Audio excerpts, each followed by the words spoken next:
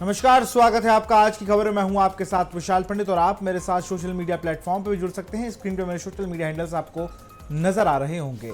केंद्रीय गृह मंत्री अमित शाह की ओर से पंजाब वेयरहाउस कॉरपोरेशन के जिला मैनेजर गगनदीप सिंह रंधावा की आत्महत्या के मामले में सीबीआई जांच के बयान देने के एक दिन बाद ही मुख्यमंत्री भगवंत मान ने इस बात का संकेत दिया है कि सीबीआई जांच के पक्ष में नहीं है। उन्होंने कहा कि पंजाब पुलिस जांच करने में सक्षम है और इस मामले में मंत्री का इस्तीफा ले लिया गया है, केस दर्ज हो चुका है और उन्हें गिरफ्तार भी कर लिया गया।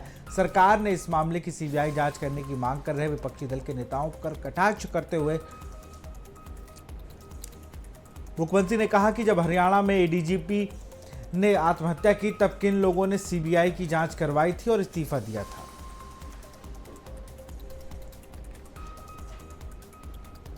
पंजाब की सियासत में एक बार फिर बयानबाजी तेज हो गई है। सुनील जाखड़ ने एक वीडियो जारी करते हुए बड़ा बयान दिया और सरकार पर सवाल खड़े किए। जाखड़ ने कहा कि अब इस मामले को ड्रामा बंद होना चाहिए और सीबीआई जांच का आदेश किया जाना चाहिए ताकि सच सामने आ सके। उनके इस बयान के बाद सियासी हलकों में हलचल तेज हो गई है। भारतीय जनता पार्टी का कहना है कि पारदर्शिता और निष्पक्ष जांच के लिए इस मामले की जांच सीबीआई को सौंपनी जानी चाहिए ताकि किसी भी तरह का पक्षपात की गुंजाइश ना रह सके। डिस्ट्रिक्ट मैनेजर गगनदीप रंधावा की मौत के बाद जिथे उन्होंने परिवार ते सारा पंजाब इंसाफ की मांग कर रहे हैं, उत्थे ही पंजाब के मुख्यमंत्री भगवंत मान जी एक नौटंकी कर रहे हैं, एक लोगों को बेवकूफ बनाने की कोशिश कर रही है। आ गल मैं इस करके कह रहा भी पहला भगवंत मान जी कहते सी मैं मंत्री लालजीत भुल्लर का अस्तीफा ले लिया। भुल्लर साहब कह रहे हैं मैं अस्तीफा दिता है, नैतिक आधार पर दिता है। उसके बाद कल का सरकार कह रही है भी असी लालजीत भुल्लर को गिरफ्तार कर लिया। लालजीत भुल्लर जी कह रहे हैं मैं सरेंडर किया है। सब सारिया गल्लां मेल नहीं खांदियां, कॉन्ट्राडिक्टरी गल्लां है। ते आज जो कुछ भी हो रहा है कि साजिश रची जा रही है सारे केस को कमजोर करने की। कल कोर्ट की कचहरी च किते भी जाके ये पैर नहीं लगने, क्योंकि जे गिरफ्तार किया होंदा तो मेरा सवाल है भगवंत मान जी, भगवंत मान जी तुसीं तां मुख्यमंत्री हो, तुहानूं तो पता होना भी किते न किते कित्थों फड़िया उन्होंने। अमृतसर मेडिकल कॉलेज के पोस्टमार्टम हाउस में गगनदीप सिंह रंधावा का पोस्टमार्टम हुआ और इस दौरान पत्रकारों को जानकारी देते हुए रंधावा के भाई वीरेंद्र पाल सिंह ने कहा कि पोस्टमार्टम के लिए परिवार की पूरी सहमति मौजूद है। उन्होंने बताया कि डॉक्टरों का पैनल परिवार की सिफारिश के अनुसार बनाया गया है, जिससे परिवार के अपने डॉक्टर भी मौजूद रहेंगे। इसके अलावा एक सरकारी फोटोग्राफर और परिवार का निजी फोटोग्राफर भी पोस्टमार्टम के दौरान मौजूद रहेगा। और उन्होंने सीबीआई जांच की मांग करते हुए कहा कि अमित शाह जी ने संसद में जो बयान दिया उससे उनके परिवार को उम्मीद है कि इस मामले में सीबीआई जांच शुरू होगी।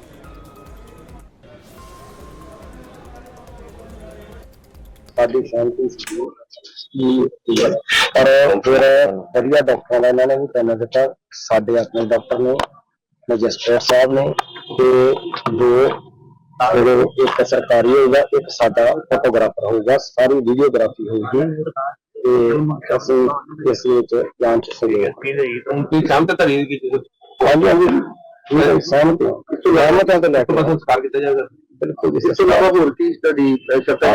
मंग जी मेन मंग साडी सीबीआई जांच की है, वो असीं अज भी आस करते हैं कि अमित शाह जी ने कल पार्लीमेंट में बोलिया वो तुरंत इस पे अपना एक्शन ऐलान कर देंगे। सीबीआई की जांच जी होगी वो निरपक्ष जांच होगी।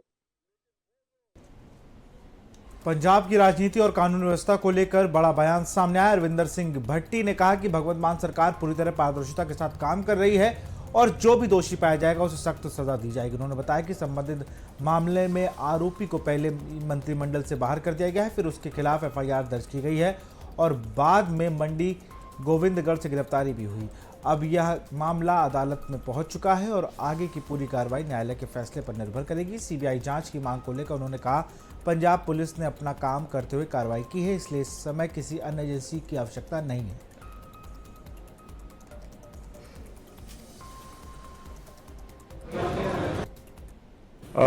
देखो जी, मुख्यमंत्री भगवंत मान साहब पहले ही कह चुके हैं कि आम आदमी पार्टी की सरकार बिल्कुल ट्रांसपेरेंसी वरती है।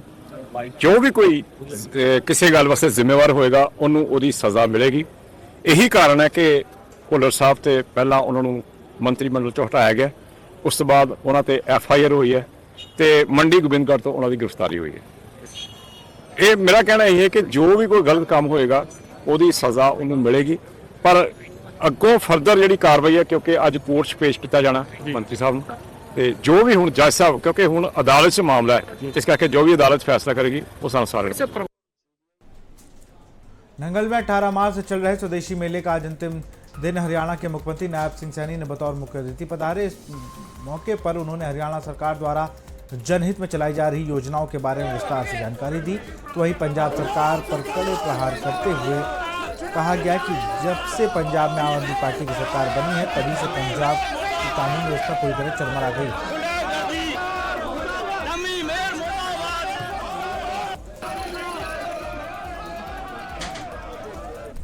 लुधियाना नगर निगम की बैठक के दौरान आज बजट पेश किया गया, लेकिन इस बजट को लेकर राजनीतिक माहौल गर्माता हुआ नजर आ रहा। जहां एक तरफ निगम प्रशासन की ओर से बजट को विकास के लिए जरूरी बताया गया, वहीं दूसरी तरफ अलग अलग राजनीतिक पार्टियों के नेताओं ने इस बजट पर कड़ी आपत्ति जताई। नेताओं ने आरोप लगाया कि शहर में मूलभूत समस्याओं जैसी टूटी सड़कें, सीवरेज, सफाई व्यवस्था, पानी की किल्लत और स्ट्रीट लाइट जैसी सुविधाएं को लेकर बजट में कोई ठोस प्रावधान नजर नहीं आ रहा है। खबरों में आगे बढ़ेंगे। भारतीय किसान यूनियन के बैनर तले जिला प्रधान बविंदर नवंदार के मार्गदर्शन में सैकड़ों किसान आज जिंद के पुराने बस स्टैंड परिसर में एकत्रित हुए और अपनी मांगों को लेकर जोरदार प्रदर्शन किया। किसानों ने यहां से ट्रैक्टर और पैदल जत्थों के साथ मार्च निकालते हुए सचिवालय स्थित उपायुक्त कार्यालय का कूच किया।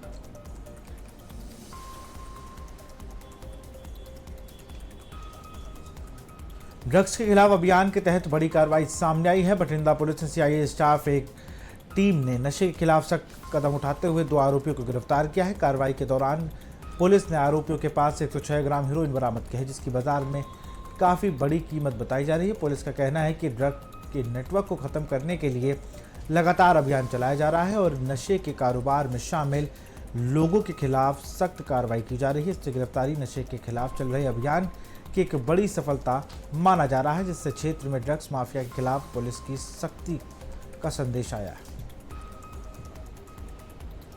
ਪੰਜਾਬ ਸਰਕਾਰ ਵੱਲੋਂ ਛੇੜੀ ਗਈ ਮੁਹਿੰਮ ਯੁੱਧ ਨਸ਼ਾ ਵਿਰੁੱਧ ਦੇ ਤਹਿਤ ਤੇ ਗੈਂਗਸਟਰਾਂ ਦੇ ਵਾਰ ਪ੍ਰਹਾਰ ਦੇ ਤਹਿਤ ਮਾਨਯੋਗ ਐਸਐਸਪੀ ਸਾਹਿਬ ਸ਼੍ਰੀਮਤੀ ਜੋਤੀ ਯਾਦਵ ਬੈਂਸ ਦੇ ਦਿਸ਼ਾ ਨਿਰਦੇਸ਼ ਤੇ ਐਸਪੀਡੀ ਸ਼੍ਰੀ ਜਸਮੀਤ ਸਿੰਘ ਸ਼ਾਹੀਵਾਲ ਦੀ ਨਿਗਰਾਨੀ ਦੇ ਵਿੱਚ ਕੱਲ CI1 ਦੀ ਟੀਮ ਨੂੰ ਉਸ ਸਮੇਂ ਸਫਲਤਾ ਮਿਲੀ ਜਦੋਂ ਉਹ ਸ਼ੱਕੀ ਵਿਅਕਤੀ ਤੇ ਸ਼ੱਕੀ ਜਿਹੜੇ ਵਹੀਕਲਾਂ ਦੀ ਚੈਕਿੰਗ ਕਰ ਰਹੇ ਸੀਗੇ ਬੀੜ ਤਲਾਬ ਦੇ ਏਰੀਏ ਵਿੱਚ, ਜਿੱਥੇ 2 ਵਿਅਕਤੀਆਂ ਨੂੰ ਕਾਬੂ ਕੀਤਾ, ਜਿਨ੍ਹਾਂ ਵਿੱਚ ਅਮਨਦੀਪ ਸਿੰਘ ਸਾਨੂੰ ਬਲਵੰਤ ਸਿੰਘ ਵਾਸੀ ਬੀੜ ਤਲਾਬ ਬਸਤੀ ਨੰਬਰ 3 ਅਤੇ ਦੂਸਰਾ ਗੁਰਮੀਤ ਸਿੰਘ son of ਚਰਨਜੀਤ ਸਿੰਘ ਵਾਸੀ ਬਸਤੀ ਨੰਬਰ 1 ਬੀੜ ਤਲਾਬ, ਦੋਨਾਂ ਵਿਅਕਤੀਆਂ ਨੂੰ ਕਾਬੂ ਕੀਤਾ।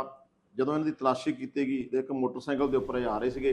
ਜਦੋਂ एक तरफ जहां ईरान और इजराइल के बीच तनाव जारी है, उसका असर सीधा आम लोगों की जिंदगी पर भी पड़ रहा है। होशियारपुर के मोहल्ला फतेहगढ़ में ऐसी तस्वीर सामने आई जहां घरेलू सिलेंडर के लिए लोगों की लंबी कतारें देखने को मिली। लोग कई दिनों से बुकिंग के बावजूद सिलेंडर का इंतजार कर रहे हैं, लेकिन उन्हें समय पर गैस नहीं मिल पा रही। लोगों का कहना है कि सरकार के दावे तो गैस की कोई कमी ना होने की बात करते हैं, लेकिन ज़मीनी हकीकत इससे बिल्कुल अलग है। घरेलू ज़रूरतों के लिए सबसे ज़रूरी है गैस सिलेंडर न मिलने से आम परिवारों को भारी परेशानियों का सामना करना पड़ रहा है। एक स्थानीय व्यक्ति ने बताया कि उन्हें बार बार आश्वासन के बावजूद सिलेंडर नहीं मिला, जिससे उनके घर का चूल्हा तक ठप हो गया।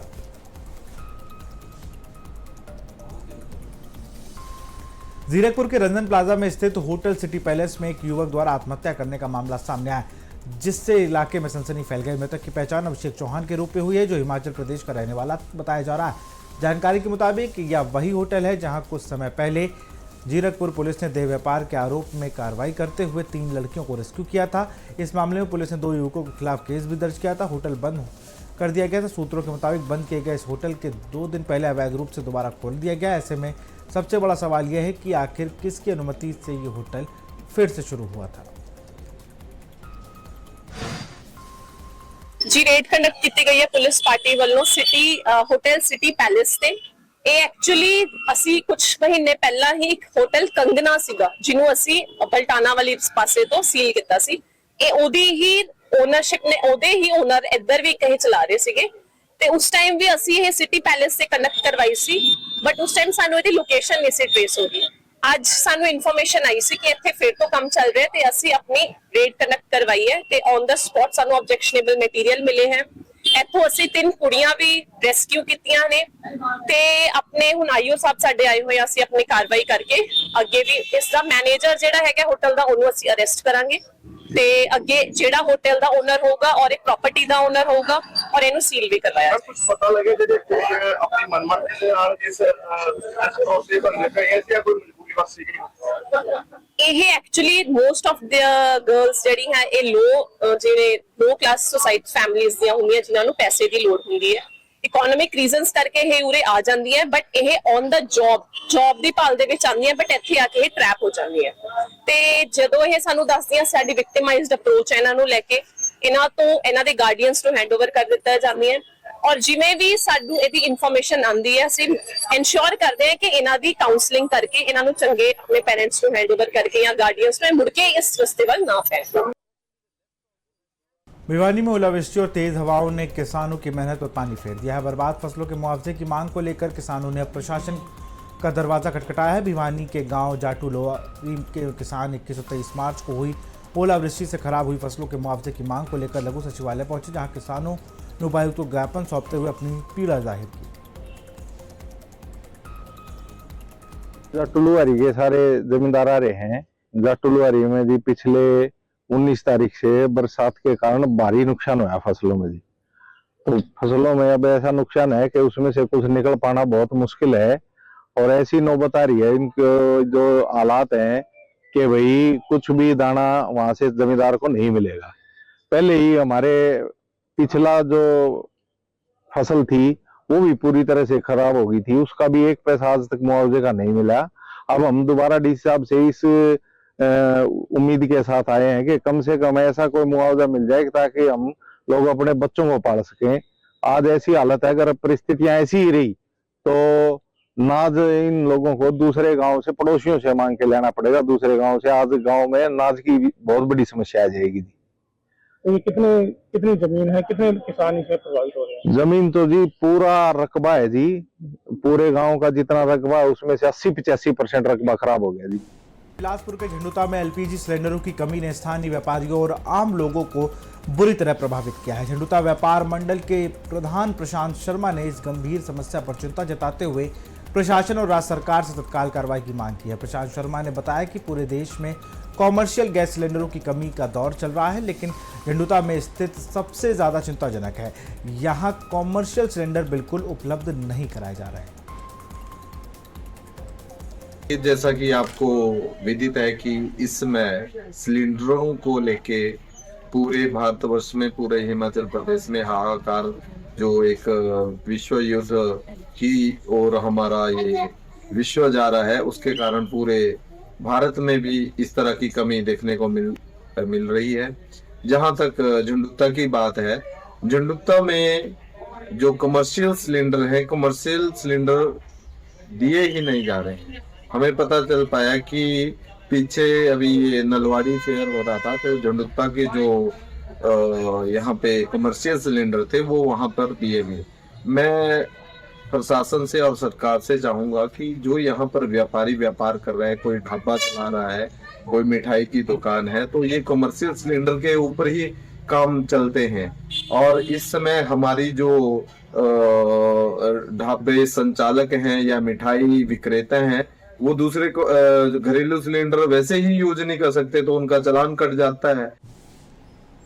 जहां एक और सरकार और प्रशासन पेड़ लगाओ पेड़ बचाओ जैसे अभियानों के जरिए पर्यावरण संरक्षण का संदेश दे रहे हैं, वहीं करनाल के अंचल क्षेत्र से आई एक खबर ने इन प्रयासों पर बड़ा सवाल खड़ा कर दिया है। यहां सैकड़ों पेड़ों की कथित तौर पर छटाई के नाम पर बेरहमी से काट दिए गए, जिससे पूरे इलाके में चिंता और रोष का माहौल है।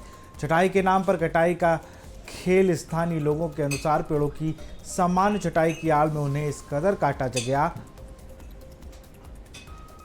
कि उनकी पुनर्वृद्धि तक मुश्किल हो गई। इतना ही नहीं, कटे हुए पेड़ों की लकड़ियों को ट्रॉलियों में भरकर ले जाया गया। जब लोगों ने इसका विरोध किया तो संबंधित व्यक्तियों ने अनुमति होने का दावा किया, लेकिन जांच में यह दावा संदिग्ध नजर आया। ऐसे सर यहाँ पे जब मैं एक्चुअली पिछले एक हफ्ते से बात, तो जब मैंने यहाँ के देखा तो पेड़ों की जो कटाई थी, इन्होंने बोला कि हम लोग पेड़ों की छटाई कर रहे हैं। तो मैंने बोला कि पेड़ों की छटाई होती है सर्दियों में, ताकि नोरस पे पेड़ फूट जाए और दोबारा से गर्मी में छान लग जाए। तो जब मैंने इनको बोला कि ये कटाई नहीं है, ये तो आपने पेड़ों को काटने का बिल्कुल कार्य कर दिया, तो जो यहाँ का जो अंचल के जो लोग थे, एम्प्लॉइज थे, सिक्योरिटी थी, तो उन्होंने उस बात का विरोध भी करा। तो जब इन्होंने विरोध किया तो फिर हमने कहा कि नहीं, अब आपको हम, अगर आपके पास परमिशन है तो परमिशन दिखाएं। तो हमें झूठ बोलते रहे कि हाँ जी हमारे पास परमिशन है। फिर पता चले कि इनके पास जो परमिशन थी 2024 के लिए। अब हम तो यही चाह रहे हैं कि जो भी व्यक्ति इस सहार में जिस प्रकार से पेड़ों को मारने का काम कर रहा है, जो भी व्यक्ति इसमें सम्मिलित है, उस पर कड़ी से कड़ी कार्रवाई की जाए। राज्य स्तरीय निलवाड़ी मेला 2026 का समापन समारोह हर्षोल्लास और पारंपरिक गरिमा के साथ संपन्न हुआ। इस अवसर पर प्रदेश कांग्रेस कमेटी के अध्यक्ष एवं विधायक विनय कुमार ने बतौर मुख्य अतिथि शिरकत की, जबकि नगर एवं ग्राम नियोजन, आवास, तकनीकी शिक्षा, व्यावसायिक और औद्योगिक प्रशिक्षण मंत्री राजेश धर्माणी विशेष अतिथि के रूप में उपस्थित रहे। मुख्य अतिथि विनय कुमार ने मेला ध्वज को विधिवत उतारकर 7 दिवसीय इस ऐतिहासिक एवं सांस्कृतिक मेले के समापन की घोषणा की।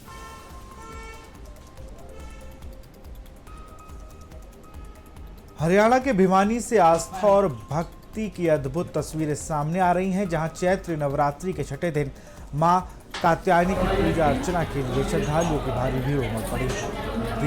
देवसर धाम मंदिर में सुबह से ही भक्तों की लंबी कतारें लगी हुई हैं। मंदिर परिसर को रंग बिरंगी लाइटों और फूलों से भव्य रूप से सजाया गया है, जिसमें पूरा माहौल भक्तिमय हो गया। श्रद्धालुओं की भीड़ को देखते हुए प्रशासन ने सुरक्षा के कड़े इंतजाम किए हैं। पूरा मंदिर परिसर और सीसीटीवी कैमरों से कवर किया गया है। पुलिस बल के साथ साथ वॉलंटियर भी तैनात किए गए हैं ताकि किसी भी तरह की अव्यवस्था से बचा जा सके।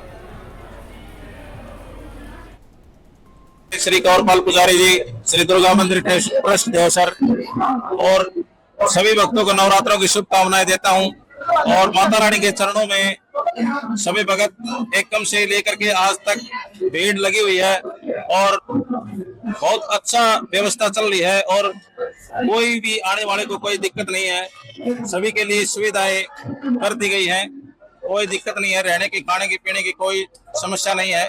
ट्रैफिक भी बहुत अच्छी व्यवस्था है, प्रशासन की तरफ से भी बहुत अच्छा सहयोग मिल रहा है और देवसर गांव राम की तरफ से भी बहुत अच्छा सहयोग है। मंदिर को लेकर जो मंदिर का इतिहास है, देवसर धाम 700 साल प्राचीन मंदिर है जो यहाँ माता प्रकट हुई थी। जैसे कि आपको थोड़ा सा दिखा दूं, ये जो प्रतिमा है आगे, ये यहाँ विराजमान है जो यहाँ प्रकट हुई थी और उसी टाइम से यहाँ पूजा अर्चना हो रही है और आज दिन प्रतिदिन भीड़ बढ़ रही है और आस्था भी बढ़ रही है और लोगों को चमत्कार भी मिलते हैं। फरीदाबाद की समयपुर कॉलोनी में बीते रोज बीड़ी सिगरेट लेने को लेकर विवाद इतना बढ़ गया कि दो पक्षों में जमकर लाठी डंडे चल चले। इस बीच एक पक्ष के कई लोग झगड़े में गंभीर रूप से घायल हुए। वही सूचना के बाद मौके पर पहुंची पुलिस ने तुरंत कार्रवाई करते हुए आरोपियों के खिलाफ मामला दर्ज कर लिया और जांच शुरू कर दी। समयपुर कॉलोनी में दो पक्षों में कल झगड़ा हुआ था और बीड़ी या सिगरेट लेने के ऊपर, पैसे लेन देन के ऊपर झगड़ा हुआ था। उसके बाद में 3-4 व्यक्तियों पे चोट आई थी और वहाँ पे पुलिस पहुंची मौके पर। मौके पर पहुंचने से पहले वो झगड़ा करने वाले व्यक्ति भाग चुके थे और उनको हॉस्पिटल में दाखिल करा दिया था, मतलब हॉस्पिटल, और जिनका इलाज चल रहा है। कितने लोगों को चोट आई? लगभग 3-4 व्यक्तियों को चोट आई। तो क्या मामला दर्ज कर लिया गया? हाँ, FIR दर्ज कर लिए और आरोपियों की तलाश जारी है। तो फिलहाल खबरों में इतना ही। देखते रहिए आज की खबर। नमस्कार।